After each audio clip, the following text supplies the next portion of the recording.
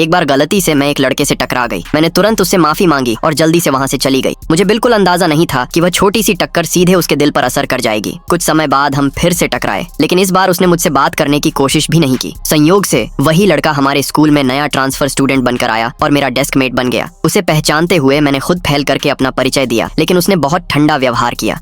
मुझे लगा कि शायद वह मुझे पसंद नहीं करता, इसलिए मैंने भी उससे बात करना बंद कर दिया। इतना ही नहीं, वह हमेशा मेरी शिकायत करता रहता था। अगर मैं लेट होती तो टीचर को बता देता, जिससे मुझे सजा मिलती। यहाँ तक कि अगर मैं क्लास में ध्यान नहीं देती तो वह जानबूझकर टीचर को बुला लेता और मुझे डांट पड़ती। फिर एक दिन सीट बदल दी गई। वह टॉपर होने की वजह से आगे की सीट पर चला गया और मुझे पीछे बैठना पड़ा। लेकिन मेरी हैरानी की बात यह थी कि उसने खुद टीचर से कहकर मेरे साथ बैठने की रिक्वेस्ट की। अब मुझे उसके बारे में जानने की जिज्ञासा होने लगी और धीरे धीरे उसके लिए मेरी सोच बदलने लगी। मुझे लगने लगा कि शायद वह इतना बुरा नहीं है। लेकिन जैसे ही मुझे लगा कि हमारे बीच सब कुछ ठीक होने वाला है, वह अचानक पढ़ाई के लिए विदेश चला गया। उसके बाद हम कभी नहीं मिले। कई सालों बाद ग्रेजुएशन के बाद एक प्रोजेक्ट के दौरान हमारी फिर से मुलाकात हुई। वह अब उस कंपनी का नया डायरेक्टर बन चुका था और मैं सिर्फ एक साधारण कर्मचारी थी। मुझे लगा कि वह मुझे पहचान नहीं पाया। मीटिंग के दौरान मैं लगातार उसे देखती रही, जैसे उसके चेहरे के पीछे की सच्चाई समझना चाहती हूँ। शायद मेरी नजरें ज्यादा साफ थीं, क्योंकि अचानक उसने मेरी तरफ देखा और मुझे प्रोडक्ट के फीचर्स बताने के लिए कहा। मैंने कुछ भी तैयार नहीं किया था, इसलिए घबराकर खड़ी हो गई। तभी काली ने तुरंत अपना लैपटॉप मेरी तरफ बढ़ाया।